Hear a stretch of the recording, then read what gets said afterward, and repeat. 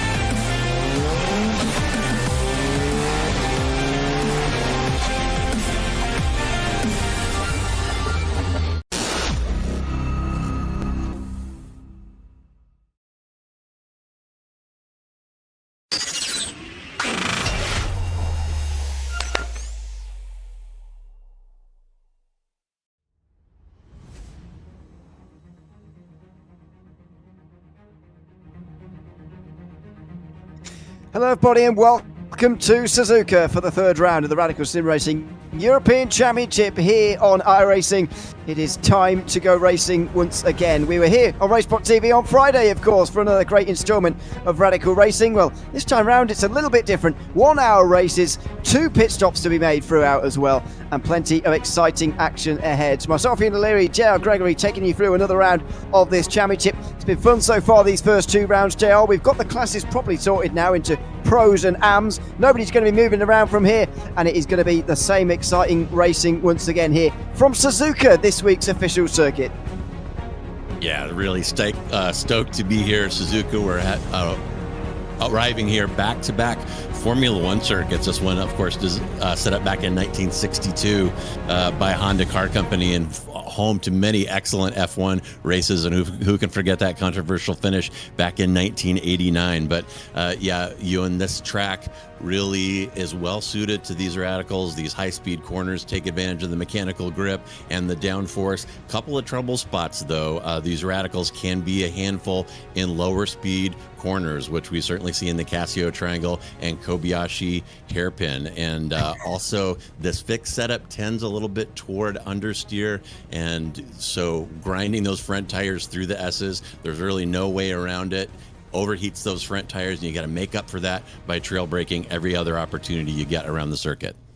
It's first 4 rounds of very tight circuits, as you can see there on the schedule. This is what's up for grabs here this season. The champion receiving a 12-month iRacing subscription, as well as entry to next season and the qualification for the World Finals, which actually the top 7 in each class all get. P2 also getting a free entry for next season.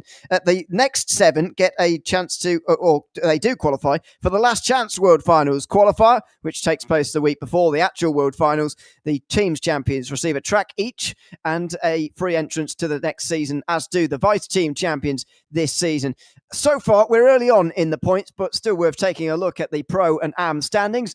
You can see that Christoph Lipp, is the top of the tree for the moment, 11 points ahead of Christopher Treven, with Harvard Gullikson, the race 1 winner, back in 3rd.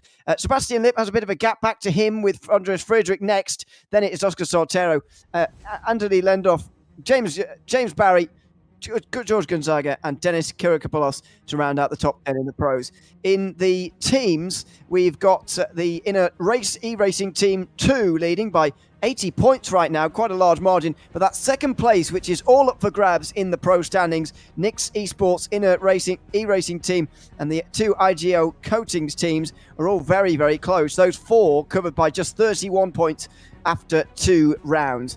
In the AM standings, we've actually had some changes around here. It was Franit Sikorski leading, but it won't be anymore. We'll get to that in a moment as to why. Luke Crowley is leading with 102 points ahead of Louis Gregg, with Mika Henrik Hulkonen next. Just less than 50 points for Eric Benson ahead of Gabriel Berger, with Menno de Graaf, Glenn Andre Christensen, Christopher Otterol, Robert Walker and Adam Locke rounding out the top 10 in the AM standings. Runaway leader there with Crowley, and runaway leader in the teams as well. B Team Racing leading by 63 points ahead of No Limits SimRacing Academy and Team Slow-Mo as well, who are all gathered around that second place that they'll all be fighting for in the AM standings this season, as we know.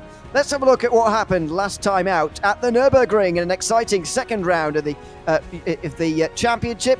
This is the end of the race for Franek Sikorsky, who was able to take the victory. He's moved up to the AMs now, the pros from the AMs after a great couple of races. The first ever driver to actually do that here in this championship. Earlier on in the race, though, this was how the race got underway with a nice run down in towards turn number one. Really tight opening corner, of course, in this circuit. But thankfully, everybody got through turn one okay. It was turn two where some of the problems started to arise a little bit further down the pack. There you go. Couple of spins in the background as we went through the Mercedes arena for the first time. Later on in the race, Gonzaga and Rattanen had one of the better battles we've seen all season long here. A great pass in towards the final chicane from Gonzaga was immediately responded with Sully Rattanen, and then the two carried on for about a whole lap. Over the line, they went nose to tail, but from this point onwards, it was pretty much side by side the whole way. Rattanen using that slipstream we've seen used so well throughout this season so far to get to the outside, down in towards turn number one, and it just carried on through corner after corner, even through the Mercedes arena, where it was two left-handers followed by another. That didn't seem to matter particularly. Next up, Christoph Lipp getting into out of the pit lane, just in and around Luke Crowley and Oscar Soltero here. Little bit of traffic on the exit for him, not ideal, but immediately diving down the inside, down at turn number 3 and getting through on the inside line in number 1. A little bit longer of a battle than I remember, but he did eventually get through on the run down in towards turn 5. He was on his way, of course, as we mentioned before, to race victory here in this race. Further back, here's where the battle's going on, almost 3 wide in towards the chicane, and a bit of contact as well further down the pack. This is Yosello Otero, who's actually moved down to the AMs now after the first 2 races. However, he isn't here today. This is on board with Oscar Soltero, and the strategy that was going on throughout the day, deciding not to pass Luke Crowley, instead just save the fuel in behind on the way through the stint. And there you go, there's the big lift off in towards the final chicane. Wonder how many of those similar incidents we're going to be seeing over the course of today's race. Meanwhile, Christoph Lipp was all out front on his own, taking the checkered flag by himself, just over 5 seconds ahead of Herbert Gullikson, and he would take the championship lead with him as well. But do you really know where you're losing time? Your braking, throttle control, and here we go for qualifying then. Apologies for that. We'll get back to the qualifying session, and Christoph Lipp, who's weaving around all over the place, JR, on the front straight, trying to get some tyre temperature in. This is not going to be his push lap. He's going to go again a little bit later on when his tyres are properly up to temperature and he's properly ready to go.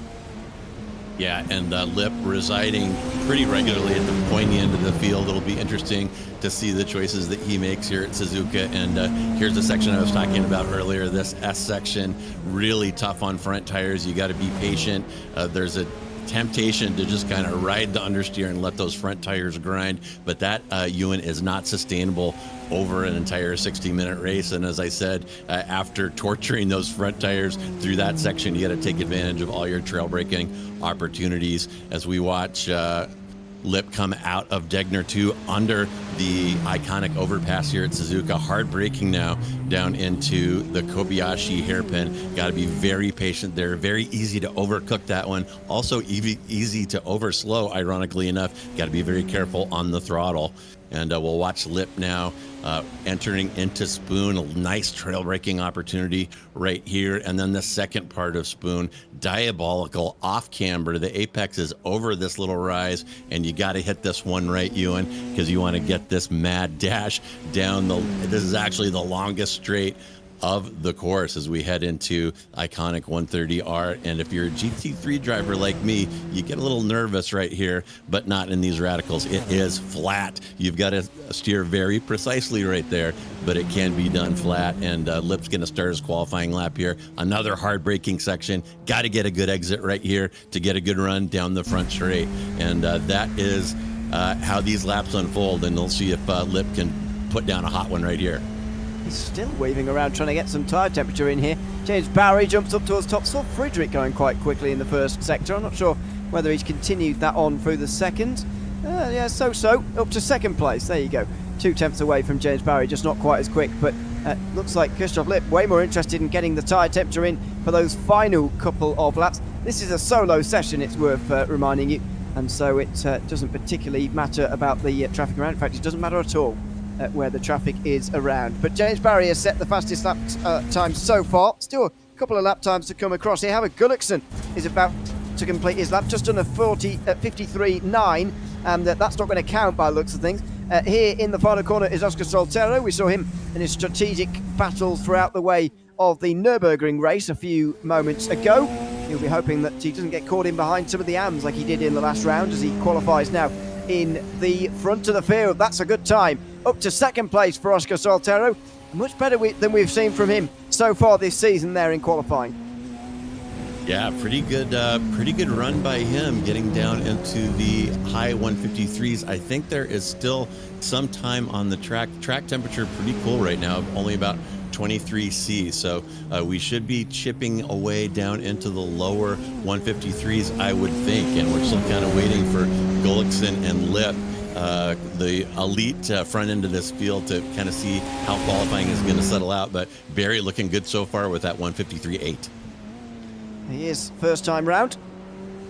Now let's see who's going to be over the line next. You'd imagine it is going to be a new round of times coming up very, very shortly, and James Barry is going to be a part of that as well. Louis Gregg hasn't set a time just for the moment, but expect those times to tumble and expect those times to change on the left-hand side of the screen in the next few moments. And there goes Matt Gelsjumbakken into second place. Up the order as well for Havik Gullickson. First time on the ball from him. It's at 6th place only at the moment. That's not quite as quick as what he managed in the first time round, but it was a clean lap at least. No off-tracks involved. Christopher Touraine goes to the top, and Lasse Sorensen joins him as well. Second place for him. Andreas Friedrich just bumped down to 5th.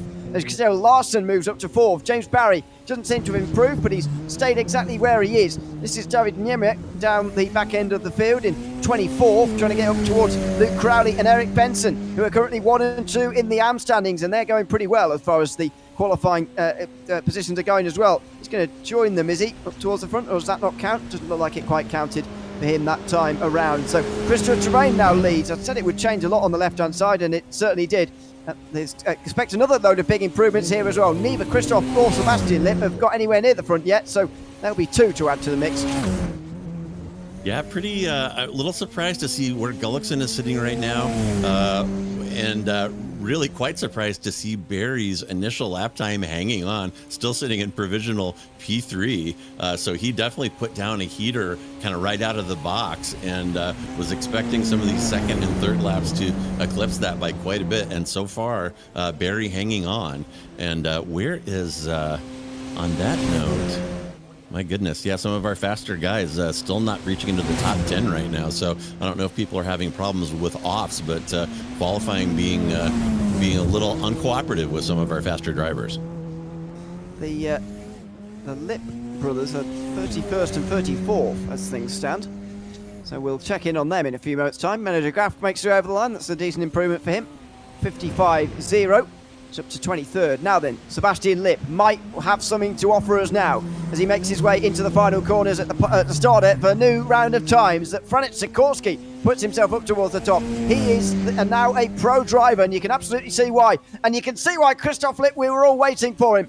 53.1 from him puts him to the top, and Lipp goes up to second. Sebastian Lipp up to second. It's Christoph and Sebastian Lipp on the front row as things stand. Just less than 2 minutes remaining in this session. What a couple of times from those two, right when it matters at the end.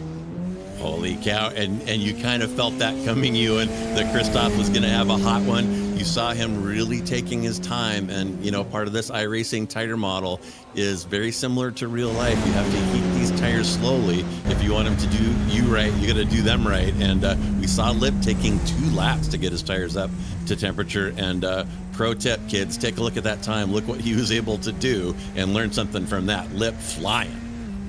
Soltero will come over the line.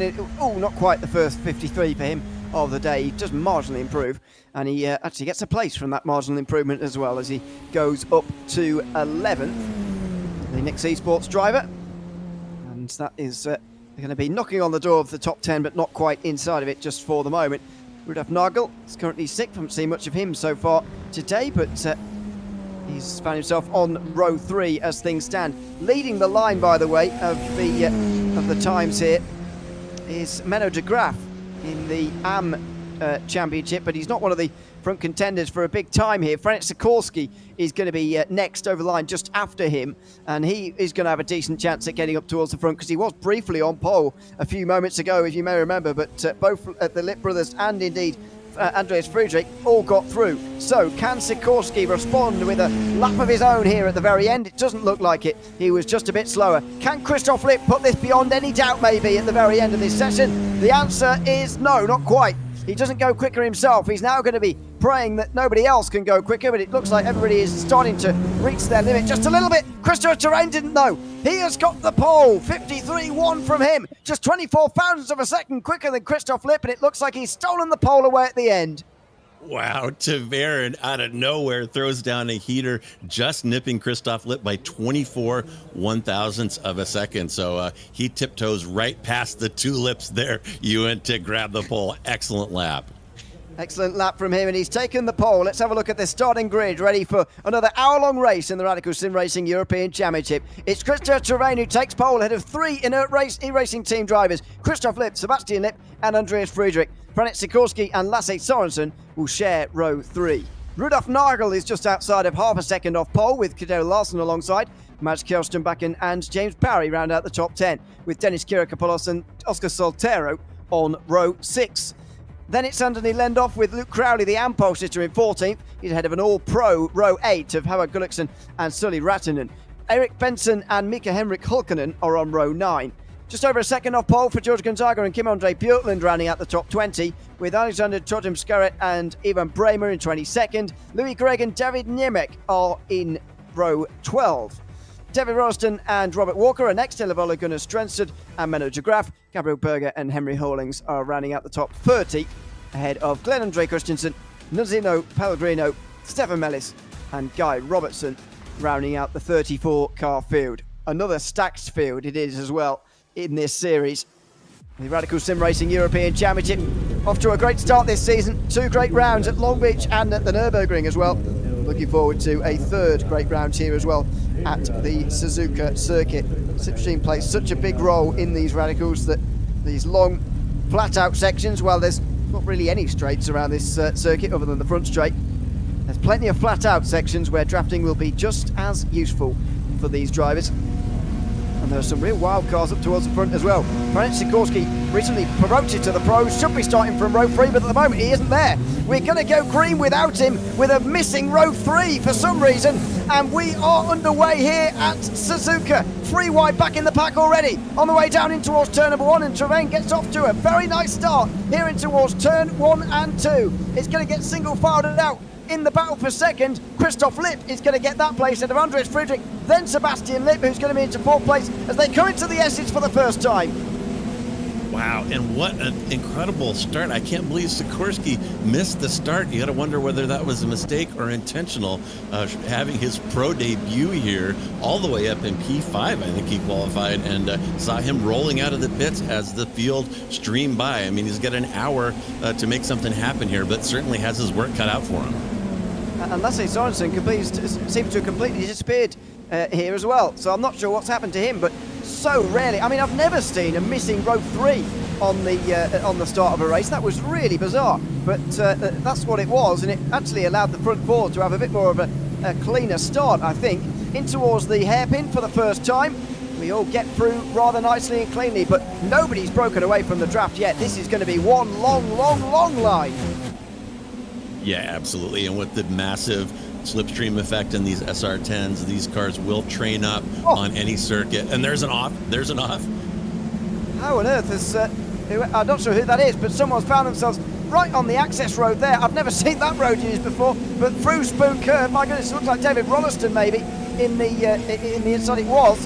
It's a slightly impressive place to find yourself. If there's contact though through the corner before Spoon, you can find yourself on the inside there. I guess it would just be thankful he didn't end up in the wall at high speed there, and he just ended up off the circuit instead. In fact, everybody seems to have found themselves keeping themselves out of the wall on lap number 1, and that's a great thing as we complete the opening lap of this race.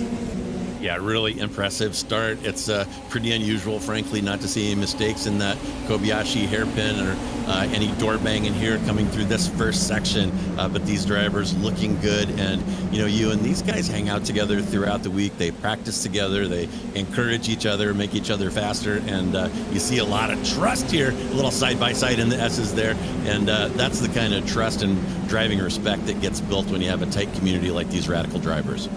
That's exactly the trust you're talking about. So James Barry up 3 places, by the way, from where he started today. Mats Kjellberg-Strömbacken is next in line, and indeed he's in the rearview mirror now. Dennis Kurikopoulos next, and then Oscar Soltero round out the top 10. But this is all one long line from the very front of this race. Christian Terrain at the end of the opening lap. He still leads half a second his margin, but he's giving the slipstream to Christoph Lipp and indeed everybody else in behind him as well. And for now, there's not really a lot he can do about breaking it either. He's just got to accept that it's going to be a thing and just try and gently stretch this field apart. And he is starting to do that. Lipp and Friedrich are a lot closer than Rudolf Nagel is, for example, as he sees a bit of a gap opening in front of him. And there's going to be gaps in the pack as well, a bit further down. Now this is in the AM field, battle for 20th between Robert Walker and Eric Benson. He's actually lost quite a few places. He was right near Luke Crowley in the qualifying session, but Benson here is on the inside line, only just clinging on to 20th place.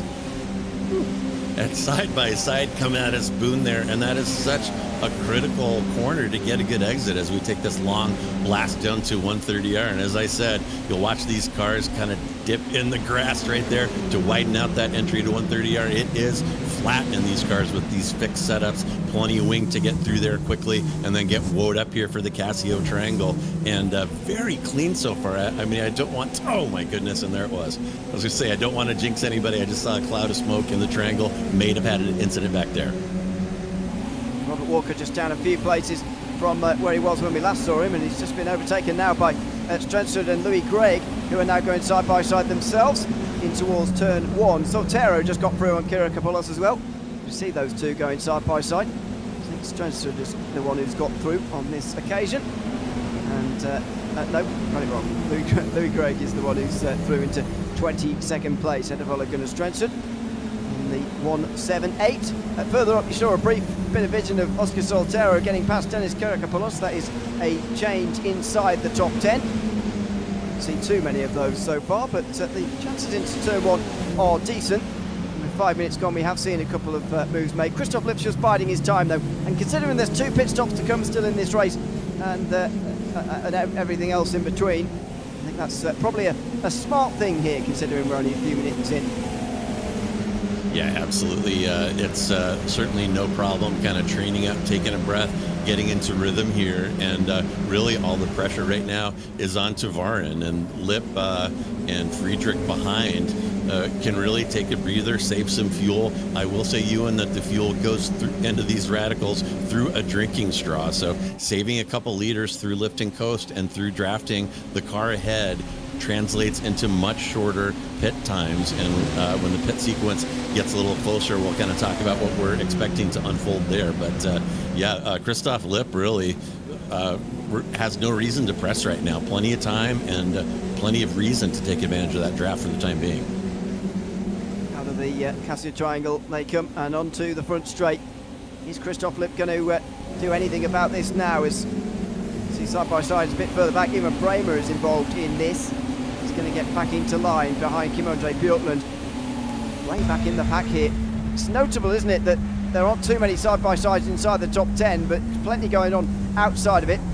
Everyone in the top 10 probably believes they've got a chance at least a podium here, and that saving fuel is probably the best idea. James Barry, though, is one of those trying to make moves here. Just get past Larson now, up to 6th place. That's 3 places gained, 4 rather now for James Barry, but he has created a bit of a gap in front of him now. Yeah, Barry looking pretty good here, and he's a repeat champion in the Radical Esports Cup. He's probably 3 or 4 time champion on the public server, so Barry knows what he's doing. And very interesting what you're saying about the top 10 unit. People are staying pretty calm up in the top 10, and I think we're seeing a different mindset than we see on those 20-25 minute sprints that we cover on Fridays, where by now we would certainly be seeing some cars careening through that 1-2 entry side by side and some contested entries into Casio. So they're saving their stuff for later. Tire wear definitely an issue on this track. If you overdrive early, the tires are going to bite you come the end of this one. Certainly are. As the top guys make their way towards the spoon curve. This is for 16th place.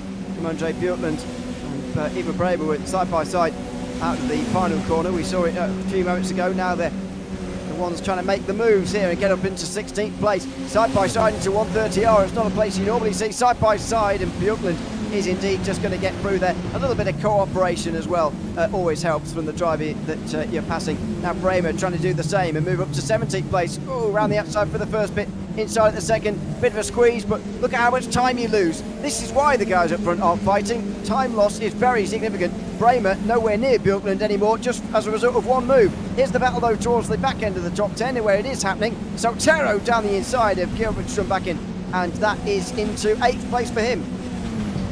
Yeah, really nice move there into turn 1. There is a ton of space there and a variety of lines that you can take through there. And another pro tip for you, if you're interested in learning how to master trail braking, this car and this track is a great place to do it. That turn 1 and turn 2, coming out of 6th gear, slowly grabbing gears as you make those 2 corners. You're trail braking all the way through there, not getting on the power until you see the white of the eyes of turn 3. So really fantastic stuff there, and really good opportunities to contest that entry, and we're going to be seeing a lot more of that before this one's over. Certainly are. As they go into the hairpin now, these leaders. Trevane, Lip, Frederick, Nagel, Lip, Barry, Larson, Sotero, Kjoston Bracken, Kirkopoulos. They're all side by side here, well not side by side, but nose to tail rather, in the slipstream of one another. These two have now sent themselves out the back as a result of a bit of side by side themselves. Dennis Kirkopoulos still inside the top 10. Anthony Lendoff now just in behind in 11th place. And Luke Crowley, the leader of the AMs, showing that he's probably the best driver in the AMs so far this season. He's hitched to ride on the back end of these guys, and he's getting taken away with them as well as a result. If you can just grab a little bit of slipstream from the leaders, you can really take advantage of that. There he is, Crowley. He's got a very big lead in the AM class now. Yeah, Crowley driving off with the assistance of a crowd of his faster friends. And Ewan, look at Sebastian Lip. I'm not sure if we caught what happened with him. I don't know if this was an error or him just getting picked off one by one, but he's fallen all the way to P5. And now Barry is got him in his sights, got about a 2nd gap up to Sebastian Lip. So things not going well for Sebastian, while his brother Christoph still hanging tough, about a 2-second gap to Tavarin up front. He's still in the group, I suppose. Pit stops now happening down the back end of the field, so it didn't take long, and somebody's coming into the pit lane. So 10 minutes gone in this race, and we are going to see some pit stops in the day. So far, Mika Hulken has been in. Frank Sikorsky as well, although he started from the pit lane. That might be why he pitted in so early on. Nunzino Pellegrino as well. Lasse Sorensen is into the race now, but he's 4 laps down. I suspect he might have disconnected, unfortunately, right at the very worst moment, and had to not only start from pit lane, but actually get reconnected before he could start at all. That's especially disappointing for him, considering he started on row 3. Yeah, and just a quick word about the fuel now. We start these races with 20 liters, and the fuel requirement for the whole race is 80. The cars hold 40 for a maximum fill. So what that means is the pit window opens immediately. So if you have a problem on the start, don't qualify well, want some clean air, you can literally stop and get one of those pit stops out of the way right up front. And it sounds like we have a problem here at Ewan. Let's have a look what's happened here in the on the replay. We'll get up that in a few moments' time. Sebastian Lipp, meanwhile, has just overtaken Rudolf Nagel, who made a mistake as well, for 4th position. So that's a change down the back straight, and you can see the front 3 now away with the field as a result. Here's a look at the replay. Oh, it's at the top at Dunlop. A first big smash down at the S's, and it got clipped as well there. That is a pretty big crash over the top of the hill, I'm afraid, at the Dunlop corner. Glenn Christensen was the one who spun around into the wall initially. David Rolliston was the one who came on the scene and hit him on the way through as well. Very unfortunate for the both of them. Well, that is brutal and eerily reenacting a bad GT3 crash that happened in that exact spot, in that exact way last season. A little over rotation right into the barrier and bang! Oh my goodness, medic. That is going to leave a mark and will certainly shake up that part of the field. Yikes! It's a pretty big crash, I'm afraid. And the first of, I suspect, maybe a few here today. It's such a difficult circuit here at Suzuka. So tricky. And that is not going to get any easier over the course of the day. And front group back together again. 9 now at the front, although Michael is still 5th. Sebastian Lipp has done the work at closing the gap and still approaching 1/4 distance. No pit stops or no moves really made in this top 9. The strategy going to be so important here today. I really enjoy these races for that aspect of things. 2 different pit stops to be made, but there are so many ways round in which you can get to the end of this race. Yeah, there definitely are, and we are on lap 7 right now. By my fuel calculations, running these cars dry will get them sputtering across the line with 8 laps in the bag. So we'll see what the leaders do coming around this time. I expect them to stay out. If they do stay out, they will definitely be stopping next time. And as I said, what they're going to need to finish is an additional 60 laps. So the smart money is putting 30 in at each of the 2 pit stops in order to keep the car as light as possible. But here comes Taveren, Lipp, Friedrich, and the gang, and we'll come up to the pit entry now, and they are passing it. So they are going to get 8 laps, and we're going to see the whole field come in. It's going to be a traffic jam, Ewan, at the end of the next lap. We will keep across it, of course. Not many have come into pit lane yet, so it's going to be very busy, as you say. Very busy indeed. Christopher Trevane has been leading the way the whole way through this race. I just wonder whether, because Lipp has been behind him the whole way, how much fuel he is going to have saved here behind him, if any at all, and whether he's been pushing to stay with him, so he won't have done. But I suspect he has saved fuel. It's just a case of how much here. At first, whether he can actually go on a lap further, but probably more likely, can he shorten this pit stop a little bit, maybe to get in the lead? Doesn't even want the lead to add a third part. Trevane at the moment has shown that the lead is not actually that useful. Yeah, so many factors. It really is fascinating, and it's really great that the organizers decided to get some fuel strategy worked into these races, because we have seen people handle them in many different ways, and it is kind of fun too to have the pit window open immediately. Like I said, if you have a mistake early or bad qualifying, you can jump in, get that pit stop out of the way, and do an undercut, and the undercut pretty effective here at Suzuka. If you've lost the train, you've lost it, and gives you an opportunity to make something out of nothing. So we're going to hit 1/4 distance throughout this lap. There's the closest battle. Kjell Larsen holding off Oscar Soltero. He's having a much better opening part on the race today, Oscar Soltero. As we can see here. He makes his way out of Spoon Curve. Currently 6th place in the standings after a particularly fantastic Long Beach. Not necessarily quite as good of a race at the Nürburgring, but a nice finish here, and he'll be comfortably inside the top 7 by the end of the day. The all-important top 7, where you need to be to get to the World Finals, as the drivers get on the brakes again for the Casio Triangle and look towards pit lane. And the queue now begins. Here they come, all in one. And was there contact up ahead, or are they just locking up? I think it was just locking up and them going in right nose to tail. But have a look at this. Every single driver in this race coming into the pit lane right now. Christopher Trevane leads them on, ahead of Christoph Lipp, then Andreas Friedrich. Now spot your pit marker. Not many positional changes yet, so it's not too difficult for the most people, but some people have got some work to try and find their pit box. Now then, who's going to come out first, and what kind of advantage are they going to have here as the time ticks over 10 seconds? Here goes Trevane, one of the shorter stops. He's tired of towing everybody about, and he wants a lead here of more than a second. That's what he's got in towards turn 1. And there we go. There is one of the cards you could play on these pit stops. He could have taken 20 liters and he'll take 40 on the next one. And it's smart of him to break that draft. Look what that got him, you in 2.3 seconds. And that is really going to help him get away from the cards that he's been pulling along. Lendorf and Bjorklund there were, well, side by side at the pit exit. That was nearly disaster, but they get away with it. But yeah, Christopher Terrain, 2.6 seconds as he gets to the end of the opening section.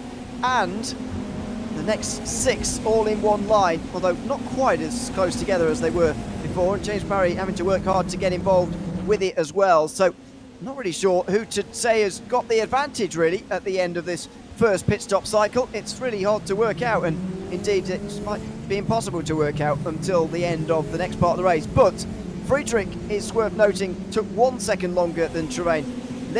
Christoph Lipp took 3 seconds longer rather. Larsen did the same time. Gerströmbacken was a second shorter. Sebastian Lipp 2 seconds longer. James Barry 3 seconds longer. Real variation there, and you can see it on the left hand side. That is going to effectively dictate the pit stop time second time round and dictate who is going to come out first as a result at that stage. So has Terrain really got the advantage? Over some, definitely, but has he got an advantage over everybody? It's hard to know. And after all that fuel saving, we were watching Christoph Lipp hanging behind Terrain for that whole first 8 laps and wondering if he was going to gain a pit advantage, and 3 seconds longer stopped than Terrain. And you got to wonder, did he add more fuel? Did he have a problem at the pit entry? Was he involved in that cloud of smoke that we saw when the cars were making their way? You got to crash that pit entry here at Suzuka. You go in there pretty hot, and we saw at least one lockup. Maybe there was some contact or a problem there, but that did not work out well at all for Christoph Lipp. And if you're a Lipp fan, you got to hope that he took a full load of fuel and will be getting a short stop next time around. Yeah, I reckon his last stop's going to be unbelievably short, actually, because as you say, we watched him fuel save the entire first stint there, and it didn't seem to make a difference at all in that first pit stop. I'm going to guess in that case he's absolutely packed this car as full of fuel as it could possibly be, and he's going to, as you say, have a very, very short pit stop at the very end of the day. Probably later on than everybody else as well, but we'll see about that. The disadvantage, though, is that he'll be heavier on fuel than everybody else at this stage, and that's going to hurt him all stint long, especially when you compare him to someone like Mads Gerströmbacken, who's in an interesting situation here. Shortest pit stop first time round, and so he's on the lightest fuel load. He's got to try and make use of that, but I don't really see around this circuit how he can make use of that. He gets to the front of the group, he'll just be towing everybody around and helping everybody else try and win, really. He's not going to be helping himself. Yeah, and not only is Lipp driving heavier right now, if his plan is to stay out longer, he's going to lose the slipstream. So, I mean, I guess he could just be having faith in his ability to light the wick and drive a half a second faster than everybody else on the grid, which is, you know, a real possibility. So this fuel strategy is so fascinating. Can't wait to see how it all unfolds. Yeah, absolutely. It's going to be a fascinating race. 40 minutes still to go here at Suzuka in the Radical SimRacing European Championship. This is round 3. And we'll be back again in 4 weeks' time at Alton Park as we cap off 4 pretty tight circuits to start the season, from Long Beach to Nürburgring, Suzuka and Alton Park. And we'll be out to the open expanses of Bathurst, and by that point, and probably before, we'll know the rest of the calendar as well as the officials get announced. So make sure you stay with us for those. 3 wide, meanwhile, for 14th place. Luke Crowley's the AM leader, but he's not battling with anyone from the AM class right now. He's battling with Sully Rattanen, who goes straight off the road there, down in towards turn number 1. He got 14th so briefly, but then lost it straight away as Hammer Gullikson and Luke Crowley go straight through. Yeah, that outside entry really tempting. It tempted Wrighton in there. He overcooked it just a bit. Ended off way out of bounds there, allowing Gullikson through, and Wrighton kicking himself right now. Wanted Crowley behind him, and now he has 2 cars ahead of him where he was only looking at one before, and that's irritating. It certainly is. And towards Degner 2, and I mean, we should probably have a word on Gullikson here, because he was the race winner at Long Beach, showing himself to have really great speed all season long. He's now going to get down the inside of Crowley, who's effectively made a mistake through the hairpin, but to even see him battling for 14th place here, Hammer Gullikson, it's a bizarre sight. Yeah, it is indeed. He has been consistently qualifying in the top 3. He had that win early on, and he's got a lot of speed. Maybe something about Suzuka not agreeing with him here today, but definitely has his work cut out for him. a look at what's happened to Menno de Graaf in towards turn 1. A little bit too quick. Oh, had to lock it up as well through turn 2 as he tried to avoid the spin. It's one of the things you can do in pretty much any car really that hasn't got ABS. If you're going for a spin, feel like you're going for a spin, just lock it up, but you do lose a lot of time, and Menno de Graaf certainly would have experienced that there at the very high speed turn 1 and 2.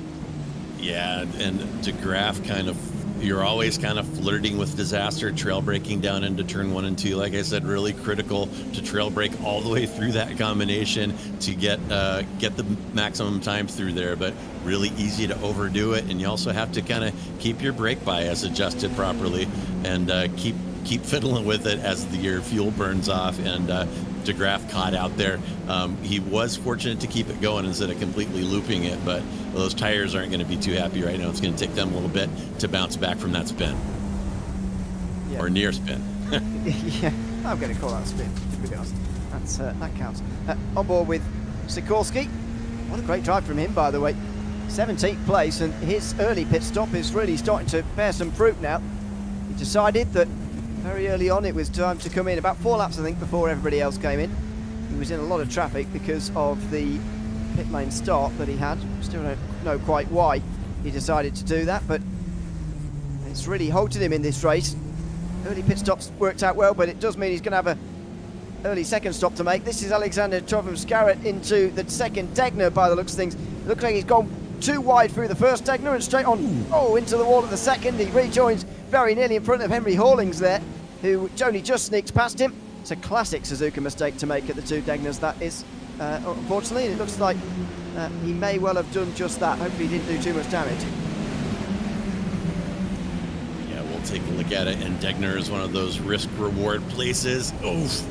You want to cut the first one, go across the curb, and that can upset the car and send you bouncing out of bounds there. And you saw that car bounce through the kitty litter and right up to the barrier. Hopefully he doesn't have a lot of damage from that. But yeah, Degner is one of those places at this track where you roll the dice on every lap and hope for the best. And to make it work for an hour, you got your work cut out for you in these things.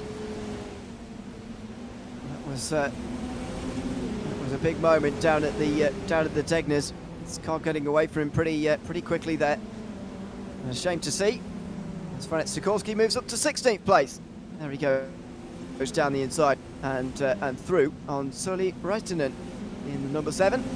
I mean, the fact that Sikorsky and Reitinen are battling for 16th place is also a little bit bizarre to get your head around. But there you go. Sikorsky. Sorry, go on. Oh, what a charge by Sikorsky. I mean, he was DFLing it at the start, and fans of the show will know that means definitely far from the lead, but he was essentially going into turn 1 in P34. So in a very short number of laps, 13 laps, he's passed half the field and made his way up into P16, and showing why he really never belonged in the amateur class and is well suited to drive with these pro drivers. He's putting on a show. Yeah, he would nearly be leading the AMS just by, starting from pit lane anyway right now. So yeah, definitely the right decision.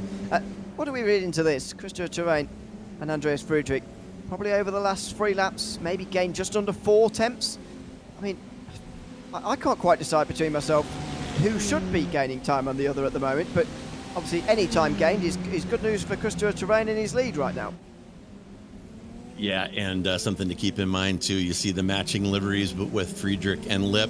Those two are teammates, and, there's nothing like having your teammates on comms with you in a long race like this. And I guarantee you that they are discussing what their overall strategy is and how they should deal with Tavern. And right now, it kind of looks like they're letting him run away. We might see Friedrich and Lip leapfrogging a little bit here to help each other save fuel and kind of just let Tavern do what he wants to do. It's not what me and my teammates discuss during races, I've got to say. Less said about that, the better. Anyway, 8th place, Rudolf Nagel. Just been knocked back in these last couple of moments, unfortunately, during the pit stop phase. He lost a few positions. Oscar Soltero's right behind him, then it's Dennis Kirkapos, and then George Gonzaga to get outside of the top 11. So Margul at the head of another group here. He did take one of the longer stops, though, along with Sotero, of just 18 seconds. So they've got to hold off Kira Kapoulos and also Gonzaga here, because they're on lower fuel loads, and they should be coming past. These two have got to resist that attack for the next few moments before the second two inevitably come in, and they'll inevitably before the top two of this group. These two teammates will surely have to come in first.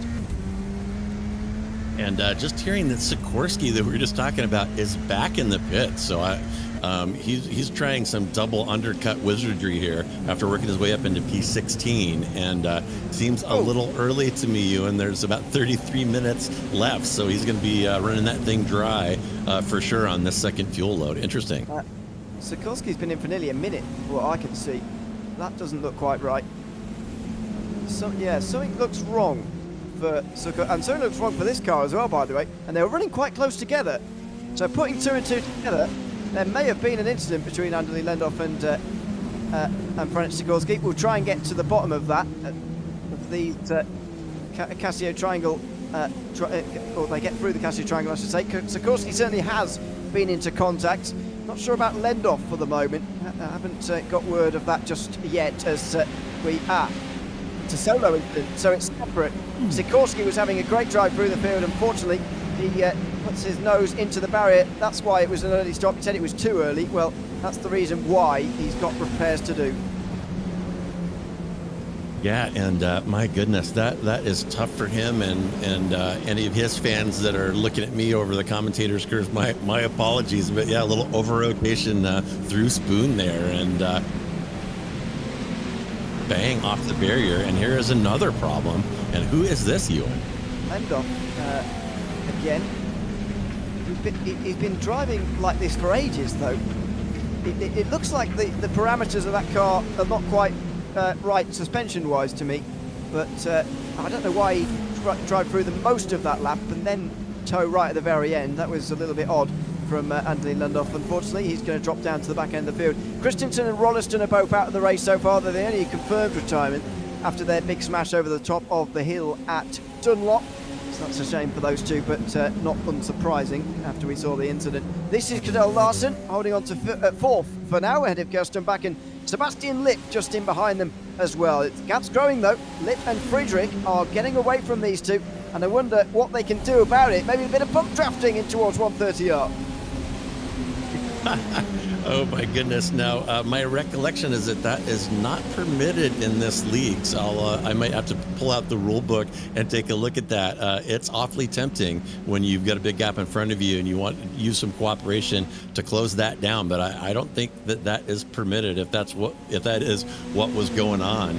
But yeah, we got some cars training up and some big gaps forming among the top 10. Usually the top 10 will train up pretty good in these races, but spreading out in kind of surprising manner. Oh my goodness, and here's some action heading down towards the triangle.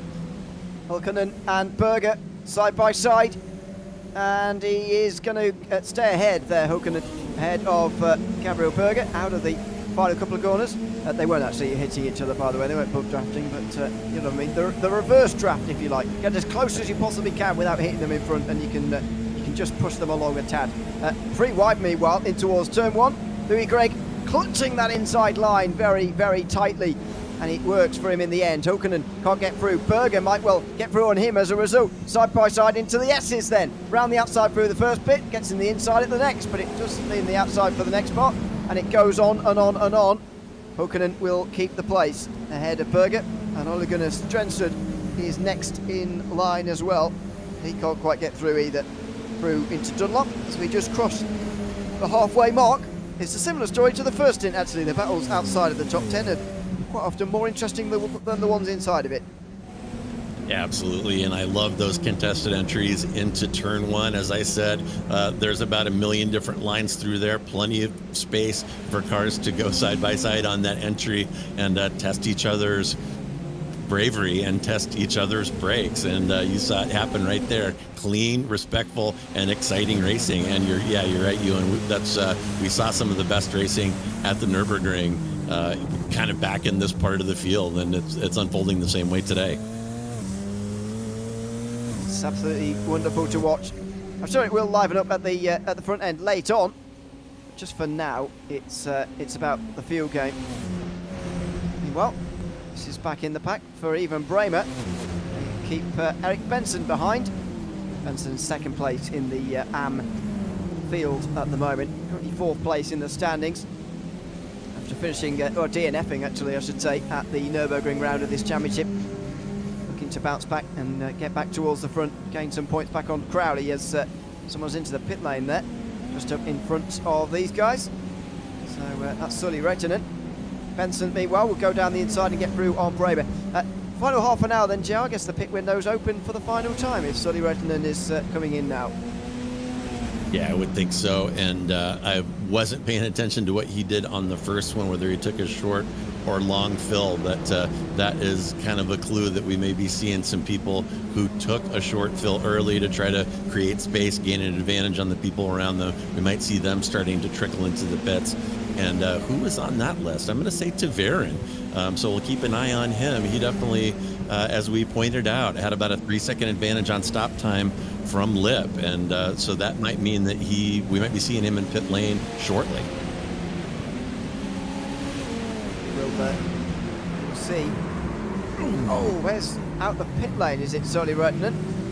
Right into the side of somebody and very nearly ending up in the Harriet. I think that's, well, we think that's the lap before the pit stop rather than the actual way out the pit lane. It looked like he was going quite quick, so I guess that couldn't have been out the pit lane. So in terms, to your point, in terms of who's going to be in first of the leaders, absolutely first should be Mads Kjellström in that second group. Then it should be the others after that. So I guess he's going to kick things off in number 90, and he is in now. So that's quite good timing.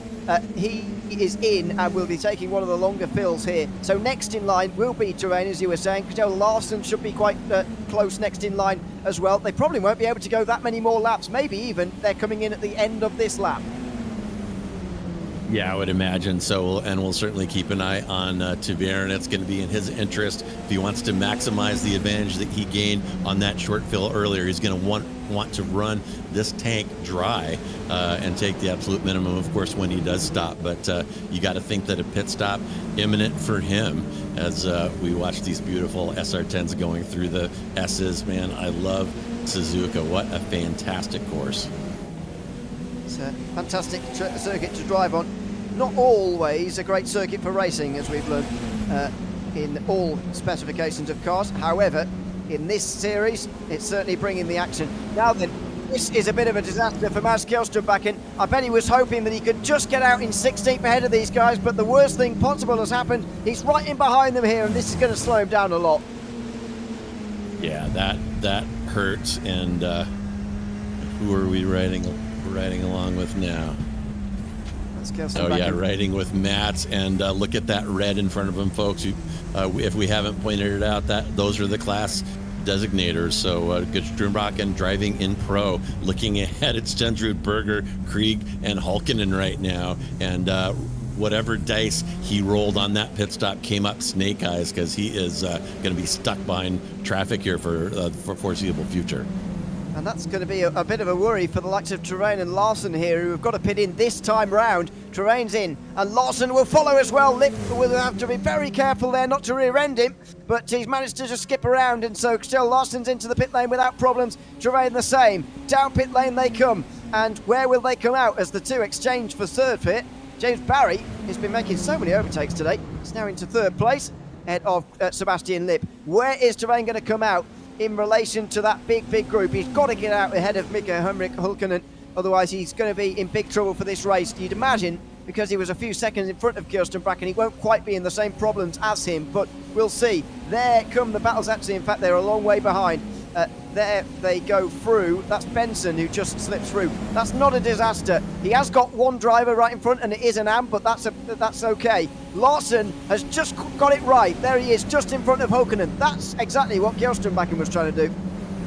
Yeah, Larsen getting the opposite result of Strumbakken there, and Strumbakken wonder what he might be muttering under his breath. And you mentioned James Barry, and my goodness, he's moved up from P10 to P3. And, you know, Alain Prost has some history here at Suzuka, of course, and Barry has always reminded me of the driver they called the Little Professor. He is cool, calm, collected, and consistent. Nothing flashy, no crazy high-risk overtakes, but he manages to drive consistently and get it done. And looking good so far for Barry. Of course, that may change after this pit sequence, but Barry putting on a great drive today. Friedrich and Gonzaga will be in this time round, or should be. Gonzaga might be able to go one more because he took a bit more fuel on, but I think they'll both be in this time round, the two teammates. You can see it 13.6 seconds in the box, and you can see the line he's taking there as well, just a little bit different. And Christoph Lipp just backed off a little bit away there, so he didn't have to stall himself out of the Casio triangle. He will carry on for another 2 laps, but this is going to be a big pit stop in the context of this race. Andreas Friedrich and Christian Travain, are battling away for effective race lead here on the pit exit. Travain has got past Benson. That may have cost him a little bit of time, and has it cost him the lead as Friedrich now pulls to a stop, and we count the seconds, and it's 15.9. We're counting it against. Travain's pit stop was 15.9. You imagine this would be a 14, but no, it's short. It's only a little bit shorter by half a second. Travain's going to fly through here, and Friedrich's nowhere near him.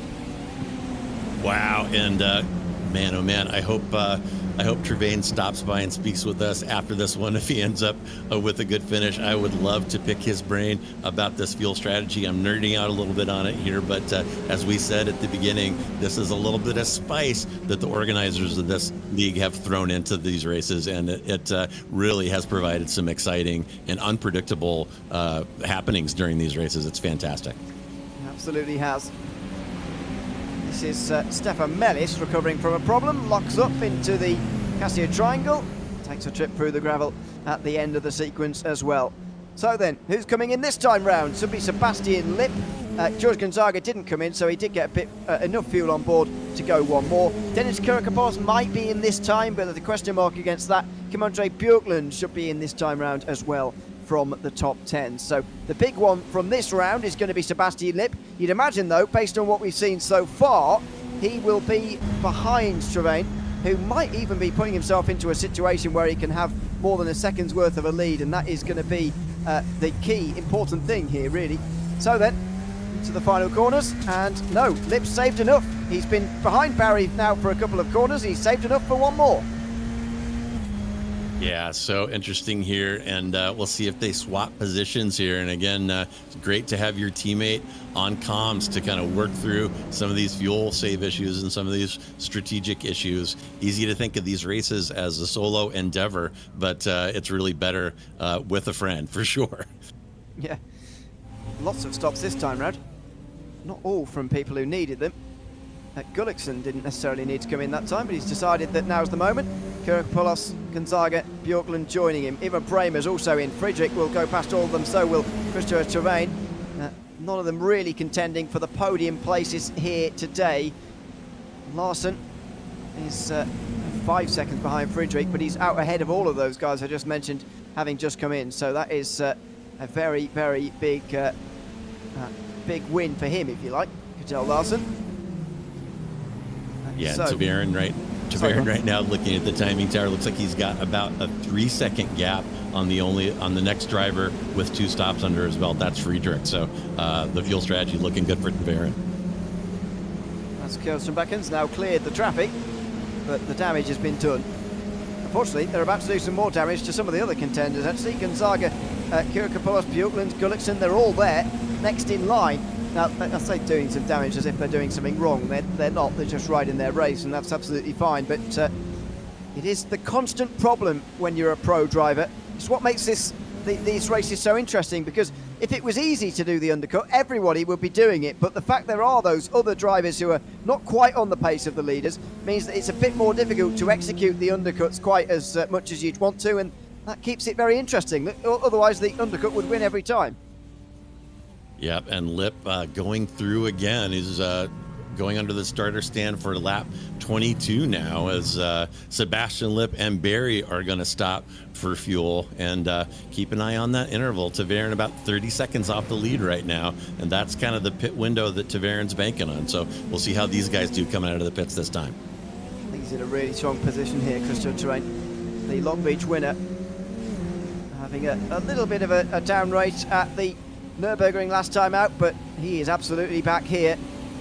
As he goes over the start-finish line, Lip and Barry are side by side, and they're going to be right in with Friedrich. It could be a good battle for the other podium places here today, but so far Terrain's not being touched by anybody. Christoph Lip is now the last person really who could get near him. Yeah, fascinating stuff here, and Lip still grinding away here. Love to know what his fuel gauge is reading right now. We saw him do a lot of fuel saves, so it's only time will tell how that is going to play out here at the end. But the attention is building for me, Ewan, for sure. It is getting towards the serious end of this race now. There's Rudolf Nagel and Oscar Soltero, by the way. They'll be fighting for the low-end top 10 positions late on today. They did take on quite a lot of fuel first time round, so they will lead some laps here together, along with Luke Crowley, who might well play a role in the overall leading fight as well, because he's got a long way to go on fuel, even longer than these two, and Terrain is not that far behind him right now, so there could be a role to play there. There are the last pit stop laps. You can safely assume that those with laps that were longer ago have not stopped and still need to make one more, including the likes of Benson, Berger and Walker. Meanwhile, Christoph Lip is into the pit lane. This is the race. 17 minutes to go, and Christoph Lip has got to at least be within the slipstream range of Christopher Terrain. Otherwise, he's going to find it very difficult to get on terms for the remainder of this race. If he can get out in front, that's an even bigger bonus, but don't forget, his final pit stop will be shorter than Terrain's by at least a couple of seconds here. Terrain did 15.9 in the box. Lip's not been in the slipstream too much, but he has got a relatively short stop here, and he might well be in front now, out of the pit lane in towards turn 1, and after leading for most of the day, Christopher Terrain has got work to do for the first time this afternoon, as Christoph Lip gets out in front of him here, in towards turn 1 and 2. He's going to have to get up to speed very quickly, because he's in the lead by a second, and he'd like to keep that slipstream apart. 1.2 seconds as he rejoins the circuit. Wow, what a stop by Lip. That is crazy, and he has hit the magic number. If he can keep that gap longer than 1 second, he's not going to be giving a tow to anybody behind him. And Tverin probably can't believe his eyes coming down the pit straight when he saw Tverin exiting that far ahead of him. I think he might have figured that Lip would come out behind him, but it didn't turn out that way. Holy cow. To be honest, I thought Terrain was going to be leading as well. I thought Lip might be close, but I didn't think he would be leading by that margin. That is pretty big for Christoph Lip. Now the next challenge for him. Get past Luke Crowley and another lap car with no particular problems. He won't particularly mind if they're sat at that sort of distance, because it's giving him a little bit of a slipstream and towing him even further away from Terrain, who hasn't got any tow. But if they get in the way through the corners, his lead could unravel very quickly here, Christoph Lip. Yeah, Lip might get lucky here. He may get the tow right here where he needs it and not get slowed down, but that's a critical thing. You see one of these drivers getting out of the way for him after pulling him towards 130R, and this might actually work to his advantage. He'll be able to overtake this next car on the straightaway, and keeping an eye on that gap for you. It is looks like about a second. 1.7 has stretched out a little bit there, if I'm reading that right. So Lip's sitting pretty right now. He's going to get another tow down the pit straight here. Wow. This is working out incredibly well for Christoph Lip, and Terrain is going to have lap traffic in the S's, although Lip is as well. So the two of them are going to be pretty even now through the S's, you would say. The only problem is that Luke Crowley is for an actual position here. He doesn't have to get out the way, unlike the lap driver in here that sort of doesn't have to get out the way, but it sort of kind of does. And it's not the same for Luke Crowley. There he is. He's actually the AM leader. He's got one of the biggest fuel fills of anybody in the first stop, so he's going to go on one lap further than Nagel and Soltero. He's still got at least this lap and one more to go, and if he stays in front of Lip for too long, it could get difficult for the race leader.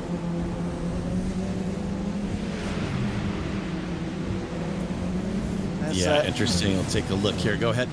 Oh, there's Soltero off at the hairpin. Just a couple of moments ago, Oscar Soltero went wide through the hairpin, and That looks a bit strange to me. It looked like he got it slowed up in time. It didn't have the grip for some reason. Yeah, might have kind of run out of grip at the end there and dragged the tire. And another pro tip for you folks, when these high downforce cars, when you're approaching a slow corner, you got to release the brake pressure as the arrow bleeds off, or you end up off in the kitty litter like Solterra right there. And here is a nice move heading into 130R, and everything going lips away right now. This is nuts. He's through on Luke Crowley, and surely that seals the race lead for now. Does it seal the race win for the second round in a row as well? It might well do. Although Tremaine is going to get slipstream of his own in the next couple of moments. Side by side, meanwhile, between Kirikopoulos and Gabriel Berger. Kirikopoulos goes through. I don't think Berger's made his last stop yet. So we'll... Oh, that's not the slide. Oh, and he's got away with it. My goodness me, that was close. One of those little moments, if you've driven a lot of laps at Suzuka, you've had that moment through 130R. One blade of grass gets under that outside tire, the car snaps, and to be successful in these radicals, you got to have fast hands, be ready to put that opposite lock to work to catch those little slides. And you saw it happening right there. Pretty good save. Goodness me. That was pretty close. And there's no small accidents at 130R, as we know. Meanwhile, this is the gap for the lead. Christoph Lipp was able to get the slipstream advantage and none of the side effects of the traffic through that opening part of this stint. Christopher Terrain not able to get any of the benefits of any slipstream here. So somehow he's got to haul that gap to lower than a second and try to get past Lipp that way. But this is going to be really hard. That's going to make it easier. Christoph Lipp with a very rare unforced error. Yeah, it's so tough right there, and keeping an eye on the track temps, Ewan. They're starting to creep up just a little bit. We're up to 28 degrees. See, it was 22 at the start, and these tires are getting tired. The car's getting lighter, and really that approach right there is always really, really tough. Riding on board with him just overcooks it a little bit. Lucky to keep it out of the grass right there. He overcooked it actually more than a little bit. And taking a look back at that gap, somehow only loses 0.2 after a pretty big error there in the Kobayashi hairpin. The big advantage for him there, I suppose, is that you can pull it back for a late apex through the hairpin and get a decent run onto the long flat out section before Spoon. So it wasn't the worst place to have a problem, but you won't want to do that again. Oscar Solterra, meanwhile, comes into the pit lane, and so Christoph Lipp will now be the actual leader with 11.5 minutes to go. Solterra will be down towards the second half of the top 10. As we go back to the AMS, Luke Crowley was leading pretty comfortably in the previous stint, but Benson's had his pit stop now and he's caught back up again, and it's 2 for the lead in the AM class. Wow, and look at Benson, only 0.7 behind Crowley. And you and I can't remember the last time I saw Crowley under any kind of pressure. And I wonder if he as surprised as me. Benson sitting right now well within drafting range. As you see Crowley trying to break the draft, he may have to move over and cover the inside of turn 1. And I wonder what Crowley is thinking, looking at his relative and seeing another AM driver polishing his bumper. Crowley, yeah, as you say, so far has won both for the AM races, retrospectively, of course, because Franek Sikorsky has moved up to the pro field now. But at least one position has been between himself and the nearest rival in the AM standing. 17 points between first and second in AM at Long Beach, by the way. It's a very, very big gap for Crowley. And this pressure is not something he's quite used to. But he will have to survive it for another 10 minutes here in this race. So we keep an eye on that one. We'll keep an eye on the others as well. Andreas Friedrich versus James Barry for the final spot on the podium will be one to watch. There they are. Further behind them, Solterra has just got out ahead of Nagel and Larson, by the way. Battle for 6th place will be pretty tight as well. Plenty to have a look at here, and I wonder if James Barry's aggressive and punchy race through the field is going to continue here. He can gain that one last place to get on the podium. Yeah, interesting for sure. And, these guys have been teammates for a long time, and Barry is probably thinking about Andreas's position in the standings versus his own. James is pretty far down, and they might just decide between them to let Andreas have those points this time around. as I said, teammates for a long time and pretty close to that group. So they're probably talking about it over comms, how they're going to handle it. And I don't see that gap falling. Looks like Barry probably lifted coming down the pit straight there, and he's going to let Andreas go ahead and have that podium. Maybe. Or maybe he's waiting for later on. I'd like to see a battle between the two of them, but the chances are probably on the lower side. This is just outside of the top 3 in AM. This is for 5th place in AM, actually. Louis Gregg ahead of Ole Gunnar Strenstrud and Robert Walker down in towards turn number 1. Again, much like the opening part of the race, the battles outside the top 10 are often more interesting than the those inside of it. Louis Gregg able to hold on to 5th place, though, in the AM class down in towards turn 1 on this occasion. And he'll have to, again, focus for another 8 minutes in this race. Should be another 4 to go, I think, at the end of this one. Maybe more. I think it's 4 to go. Yeah, riding along with Walker here. He's looking forward at Stensrud and Lewis Craig and going through that difficult S section. I mean, it looks easy, but the difficulty comes in resource management. You got to manage those front tires, and you really can't push and plow all the way through there. And here we are through Degner, and take a look here after Degner 2. That's the track right there. One of the great things about Suzuka, that figure 8 configuration, and that is the straightaway right before 130R that you see overhead as you come out of Degner 2 now through the hairpin. So get a little brief tour of the middle of the field here, riding along. Such a unique circuit in that sense. As we go back to Oscar Soltero, how hard are these guys going to fight this 6th place here? Hopefully they actually do, but for the moment Nagel is not quite doing it. We've seen Slipstream very ably keeping these drivers together in terms of fuel saving Slipstream. Just wonder whether we're going to struggle to see the Slipstream really providing passes, really, because further down we certainly saw it, but for the moment in the top 10 they're either not wanting to, which just surprised me, especially in a group like this, or they just can't do it. Meanwhile, this is a battle for the lead in the AM class. Crowley holding on to the inside, trying to keep this lead, but Benson's alongside him here, even into the S's. Oh, and he just about cuts his nose off there. That was close, and he's going to be under real pressure now to keep this AM win. He wants to go free for free at the start of this season, but he's going to have to fight harder than he fought at any point this season to go and get this win. Yeah, Benson piling on the pressure right now. There actually is an overtake opportunity right here into Degner 1. Haven't seen anybody make that move yet, but it is there. Benson not going to look at it this time, biding his time. Maybe he's going to sniff around the inside of the hairpin down here. It can be dangerous, a little risk reward here, and see if Benson wants to stick his nose in here, and he doesn't. Boy, I don't know. I think I would at least show my nose there to make Crowley have a second thought about covering the inside, but this one's staying close, still 4/10. Yeah, I think you've got to just at least show the nose, get in the mirrors here, try and get in the mind of the driver in front. So far, not able to do that. Through Spoon Curve. They should have 3 to go here. It's going to be quite close as to how many we're going to get remaining in this race. Rudolf Nagel seems to be having some sort of technical problems at the moment, but he is going to have some bigger problems in form of Michelle Larson in a couple of moments here, because he is right in the slipstream. But again, no move made. Oh, is he late? We're leaving it late. Not quite.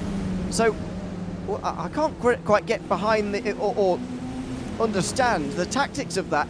He might want to finish 6th place, in which case fair enough, but I don't really see the tactical benefit of pulling out of a move like that in towards turn 1, really. Yeah, and you're right, Ewan. I'm very surprised that we haven't seen more contested entries into Casio, into turn 1 because of the mega slipstream on these cars. I mean, you should be able to get 15 or 20 kph advantage, especially down this long pitch straightaway, and even around 130R heading into the triangle, and we're just not seeing a lot of fighting there, which is a little odd for this circuit. Even Bremer's been off the road at the Forest Cat. I don't know if we can see the leading battle in the AMs after this replay here for Bremer. That was not a great rejoin, but thankfully no one was around to see him. These two have been side by side ever since that moment, pretty much. And Eric Benson's through, but he's off in towards Degner 1. Oh, he's just about getting on the road again in time to get the lead in the AMs. That, I'm not even exaggerating. that battle has gone on for the entirety of the first sector. Yeah, fantastic stuff between those two, and Benson rolling the dice there way off in the dirt in Techno 1. That so often ends in tragedy. We actually saw a crash in this race. It's very rough out there. The car can get bouncy and get away from you, but Benson hanging on. And what is Crowley going to be able to do? He's only got about 2/10 ahead of him, and we'll see if Crowley has enough tires left to post any kind of challenge, or maybe Benson's just going to drive away. But Crowley kind of under attack here for the first time this season. Björklund and Gonzaga just went side by side through 130R. There's the actual pass itself, just slightly off the road from Benson through Techno 1. And he's held on to the lead ever since then. But Crowley's not going to give it up easily. He's going on the inside line here through the final chicane. Oh. There's contact! Contact between the AM leaders, and they're both going to come to a dead stop nearly here. Sully Rantanen's going to come through, and Crowley's going to be a few seconds behind now. That might well have settled this race in the AM class. As Crowley went down the inside of Benson, there was a big bit of contact made. You could see it coming, but he just couldn't get it stopped in time here, Luke Crowley. He was on the inside line. It's such a tight line. I think he snagged a break as well, and in the end, he just drives straight into the side of Eric Benson. Yeah, kind of a dubious move by Crowley there, and I really don't think that one had a chance, but Crowley used to winning out here and not used to having the fight taken to him, and tried to get that last minute overtake there into Cascio. Kind of blows the dive bomb attempt right there, and the stewards might have a dim view of that move, Ewan, overall. No harm, no foul. I guess Benson didn't lose anything, didn't see a lot of damage there, but that one was never going to work out. Hulkonen versus Bremer for 17th is also ongoing right now, but goodness me, the AMs are showing the pros how it's done here this afternoon, as the white flag may well be being ready for Christoph Lipp. He's held a bit of a margin over Christopher Terrain, although it has come down at stages here so far. They're just very, very close in terms of speed. 2 minutes to go. It's not going to be white flag. It is going to be 2 to go. So these drivers have gone so fast, we're going to get an extra lap out this race, and hopefully everybody's got the fuel to cope with that. Yeah, you know, that is interesting. My total lap calculations before the race was for 32 laps. So if we're going to see 33 here, we might see some sputtering across the line, Ewan. Oh, it is. Producers tell me it is going to be 32, and thanks for that. But yeah, that would have been cutting it awful close on the fuel load for sure. Yeah, this is the penultimate lap of the race. 31 currently being started from these drivers. I can see someone on my timing screen is going all over the place at the moment, by the way. I think there's been some sort of technical problem there. There's no issues on the racetrack we're hearing, so that's probably only technical. These are the gaps, though. I mean, these two are so well matched. I think the problem is they've not been in each other's slipstream since there was about 50 minutes to go in this race. Ever since Terrain had a shorter pit stop and decided he was tired of towing everybody around the circuit. You can absolutely understand that, but at the moment, there's just no way of him catching Christoph Lipp because they're so close in terms of speed. Yeah, and super interesting stuff. Clearly, Tavarin wanted to get away from Lipp and took that short fill early, and Lipp, undeterred, took a extra long fill, actually, probably with the confidence that he could turn up the wick at the end as he needed to, and he's done that. Looks like his best right now is a 1:53.5, so we're getting right down close to qualifying times on a very hot track and on worn out tires. So Lipp showing what he can do here as he's going to take the white flag. Yeah, we're not quite going to see personal bests through the field, unfortunately, as Matt Kjelstenbakken has not quite accounted for this, has he? Or has he gone off? He's dropping down the field anyway. Battle for third, meanwhile, between the teammates is going to wait to the final lap, but it is going to arrive. Frederick versus Barry for the battle here for the podium. Here comes Barry round the outside, and he can't quite do it through 1 and 2. That was one of his chances. He'll have another couple in this lap for sure, but that was one of his chances. He couldn't quite do it. Frederick holds him off round the outside. Wow, great stuff there. And 3 cheers for James. And Looks like we got somebody coming into the pits out of gas. But great driving by these two teammates, and Barry there transforming from the little Professor Prost into Senna and banging doors with his teammate. And we'll see if he wants to take another crack at him. Yeah, George Gonzaga didn't put enough fuel in, unfortunately, and he has had to take a splash at the end. I don't know what's happened to Gelsterbacken as well. He's dropped down the field without a break. It looks like it's internet, because there's no trace of anything happening to him. So he must have just disappeared from the session, which is a real shame. Now then, oh, Frederick Barry again! Very nearly contact through Spoon. Don't take each other off. The teammates will be very unhappy about that if that happens. It's going to all happen down here at the final chicane on the final lap by the looks of things. And James Barry's got a decent run here. It's going to have to be side by side into 130R as well. There's no other way around of doing this right now. Frederick doesn't want it, but Barry's going to force it on the outside line here. Here we go. Through 130R for the final time. He just clipped the grass, I think, there, just before the turn-in, and he's not going to be able to get through. Meanwhile, out front, Christoph Lipp is going to win this race by 1.5 seconds in the end. A fantastic drive from him as he strategized his way to the lead, and he held on with supreme pace over Christopher Terrain. Friedrich holds on to the podium. Sotero passes Nagel at the end. We might have to, oh, and Nagel might get passed again by Larson as well. Not quite by the looks of it, but in the AM class, it's going to be Eric Benson. He's a few seconds further behind, and he's now put a couple of seconds into Crowley, who looks like he might have even had damage as a result of the contact they made down into this corner on a few laps ago. But what a great win for Eric Benson. It's going to be his first victory in the class this season, and the first time Luke Crowley hasn't won. A great points haul for Eric Benson as he wins a very, very hard-fought AM class here today. And how about Gary and Friedrich? No. Oh, and here's Gonzaga out of fuel again, going from bad to worse for George. But yeah, Barry and Friedrich heard us talking about how the top 10 driving was boring and treated us to an excellent last lap. Barry almost making something happen right at the very end. Good stuff. That's Niemiec just holding on from De Graaf. I can't believe George Gonzaga's run out of fuel again. That is unbelievable. Realised he didn't have enough fuel in the first place, put a drop in, and then still run out again. I've never seen that before. That is quite astonishing. Well, there are the teammates. 1, 3, 4. That's a pretty good day. And 5. There's Sebastian Lipp as well. There's not quite room for 4 of them side by side, unfortunately, around this circuit. So we'll have to do with a back seat. But what a fantastic day for the RaceSpotTV team. Let's have a look at the race results after a great hour of racing here at Suzuka. And it's Christoph Lipp who wins by 1.4 seconds over Christopher Terrain, with Andreas Friedrich just holding on from James Barry as well for third. Sebastian Lipp ends in the top 5 again, ahead of Oscar Soltero, who finished ahead of Rudolf Nagel and Kjell Larsen, who were very close over the line. Dennis Kirkopoulos and Kim-Andre Bjortland round out the top 10.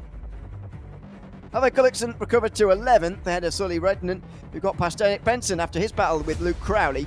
Mika Henrik Hulkonen rounded out the podium places. Ivan Bremer down 16th here today, ahead of Gabriel Berger, Ole Gunnar Stransrud, Louis Gregg and Robert Walker rounding out the top 20. David Niemiec just finished ahead of Menno de Graaf at the end. Henry Hawlings and Nuzio Pellegrino got past George Gonzaga, who ran out of the field to the line. Stefan Mellis was the last driver, on the lead lap. Guy Robertson, Frank Sikorsky and Mads Kjellstenbakken were 1 lap down. Lasse Sorensen 14 down after retiring from the race, as did Anthony Lendorf, Alexander Totem-Skaret, David Ralston and Glenn Andre Christensen, the last 2 of which had a big crash up at the top of the hill through Dunlop. Let's have a chat then to some of these drivers, shall we? Starting with Christopher Terrain, who's finished in 2nd place here tonight. Welcome in, Christopher. Good to have you with us, and congratulations on a 2nd place finish here tonight. Tell us how you're feeling about having finished 2nd there, because you were leading for a long time in that race, ended up just coming up short. How are you feeling after that one? Yeah, I'm happy with the quali. A bit surprised I got P1 there, so I knew it's going to be a hard race with Christoph right behind me. And just after the first lap I saw he was stuck behind me, so I knew fuel and the pits was crucial this race, and yeah, Christoph did an amazing job on that, and yeah, fair play to him. I tried everything in the end there to catch him, but yeah, he's a strong driver. Two questions in one, really, about both pit stops. Firstly, why did you decide to try and break the slipstream in the first pit stop and take a short stop? And secondly, were you surprised that Christoph got out ahead of you after the second stop, or were you expecting it? I kind of was expecting it, to be honest, because I knew he was field saving behind me in the first stint, and then after the first stop, I saw he got behind Andreas, I think, and yeah, I think he field saved there as well. But I tried to break the slipstream to go short at the first stint, and maybe hope for some chaos from the drivers behind. Maybe some others go shorter, and maybe they have more some battles, and I can gain some time with the clean track. But almost worked out. Yeah, not quite to be. Good second place, though. A good race from yourself. Congratulations on a podium again, and thanks very much for coming to have a chat with us after the race as well. Thank you so much. Thanks very much. That is Christopher Terrain, second place, behind Christoph Lipp, who can now join us as well. Oh, sorry, I've interrupted the conversation. Welcome in, Christoph. Good to have you with us. Congratulations on the win as well. I'll ask the same question I asked to Christopher. Were you expecting to come out in the lead there after the second stop, or was it a bit of a surprise to you? No, I hoped so. Of course, I saved a lot of fuel, and I knew I took more fuel than Christopher in the first stop. Andreas was directly in front of me. He was fast. He almost kept the same speed as Christopher, and I could save much more behind Andreas. So I could fuel in the second stop much less, and I took too much in the second stop. I had, I think, 1 or 2 liters left at the end, so it was of a safety valve I had. But yeah, I hope to come out in front of him. It worked out, and I could keep the distance until the end. Christopher, in his answers, spoke a lot about the teamwork that you guys were able to do. His teammates weren't quite as close around as yours were. I mean, 4 of you finished in the top 5 at the end of this race. How much of a role did they play, do you think, in this race victory for yourself? I think not for me. I was not in the chat with Andreas. It was just a good coincidence that he was in front of me after the first stop, as I said. I was just talking to Sebastian, so we were not close to each other, so we couldn't have teamwork. And not, at least not for me. Maybe for the others, but for me there was no teamwork this time. Right, it worked out very well either way. Congratulations on the second race win in a row, and thanks for chatting to us at the end as well. Yep, bye. Thanks very much. Christoph Lipp there in... Oh, I've moved in the wrong place. Never mind. The winner of the race here this afternoon at Suzuka. And Luke Crowley has also come to join us as well at the end of that one after a very exciting race in the AM class. Welcome in, Luke. Congratulations on second place. Although it's not a race win that you've been used to so far this season, it's another good finish. There's only one place to start, though. Tell us about your battle with Eric Benson there towards the end. And unfortunately, the contact which ended it in the end. Yeah, so I was really enjoying that fight. It was really good. Eric was much faster than me. I knew I wasn't going to be the fastest around here in the AMs, but I thought my consistency might get me somewhere towards the front. But yeah, he was coming up at a rate of knots. He managed to get me. We had a really good fight. I was a little bit too excited and yeah, went for a bit of an audacious move into the chicane. Got it wrong, but I made sure that when I made contact that I made sure I turned him the right way around as well. So, yeah, he could continue on because he deserved the win, Eric. Did you have damage after that, or was it just speed that you didn't have after the incident? Because you came out about a second and a half behind him, which would have been difficult to catch anyway. But it looked like to me you had damage. Yeah, I did have some front splitter damage, so I couldn't keep up basically. But I would have been struggling anyway. I think he had slip on whoever it was that came through on us at the time anyway. So. Yeah, P2 will do. Exactly. It's first and a second is not bad in the end in the AM class to start the season. Congratulations, Luke, on another podium, and thanks for chatting to us after the race as well. Yeah, cheers, guys.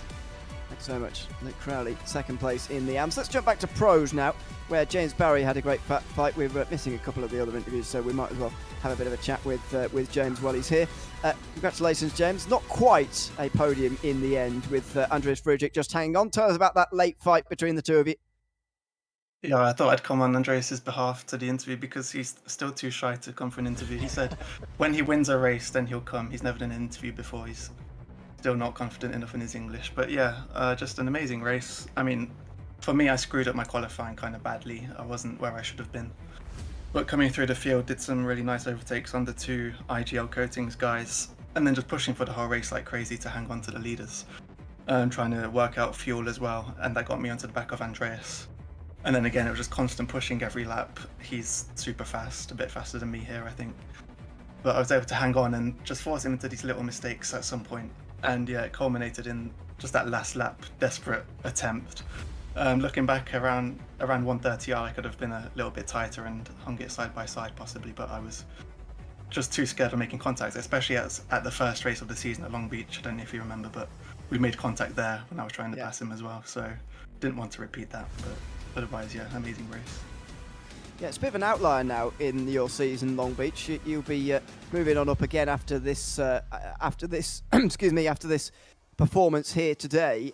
How much, though, as you mentioned qualifying at the start there, how much has qualifying been dictating your races so far? Because it felt to me like, yeah, you were definitely moving through the field here today and previously as well. Is qualifying something you maybe need to just finish a couple of positions higher up so you can maybe get a couple of positions by the end of the race as well?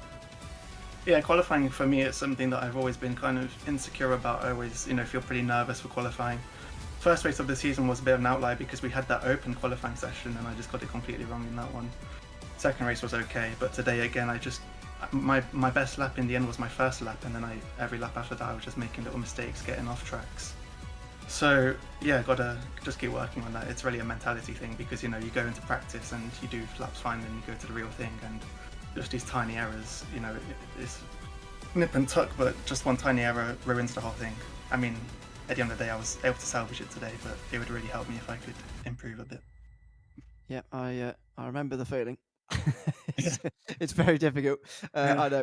Congratulations on finishing 4th place here, James, and moving on up in the championship again as well. And thanks for coming to chat to us at the end of the day. Yeah, cheers guys. Hope you enjoyed it. Hi JR. Hope you're doing well. Yeah. Thanks very much, James Barry. 4th place here at Suzuka here tonight. Well, it's another good round of the championship here, JR. I think top 10 maybe disappointed slightly in their side-by-side racing. James Barry and Andreas Friedrich made a late dash to try and make up for it with a late battle, and that was a lot of fun to watch as well. But further down the field is where the action was today. Yeah, great stuff here. And this is why I always encourage people to watch not only these league races, but watch our Radical Esports Cup public server broadcast, Friday 2100 GMT, both here on RaceSpot and on the iRacing channel. These guys are a very tight group. As I said before, they work together. They know each other very well. And, you could be racing for first, 10th, or 20th, and the racing is always very, very good, very respectful. These guys have a lot of car control, and they always put on a fantastic show. And if I can just say, if you want to see some crazy stuff, if you enjoyed this race, join us next week at Oulton Park. That is a track what these cars were made for. It is narrow, it is hilly, and it is dangerous. It's a place that would never be built today, and we're running without those annoying chicanes. So be sure and join us for that. It is going to be awesome. It is, and I think the Radicals actually race there really well as well. I know that some cars don't, but I think the Radicals do work really well around there. It's 2100 CET will be there on the 11th of May at Oulton Park. That's the next round of the European Championship. We'll be back with the Americas Championship from Road Atlanta in 2 weeks' time. That will be starting in about 4 hours' time, but something like that, from now. So I know it's a bit late if you're in Europe, but make sure it's well worth tuning in for as well. From Road Atlanta, and as you just mentioned, our Friday night broadcast from the Radical official series is live every Friday evening in Europe as well, so very much look forward to seeing you there. I've been Nuno Leary alongside JR Gregory and Justin Lawrence behind the cameras here tonight, this RaceSpotTV broadcast of the Radical SimRacing European Championship here for the 3rd round at Suzuka. We'll see you next in the European Championship on the 11th of May for that Oulton Park round. But from all of us here from Suzuka, it's goodbye for now.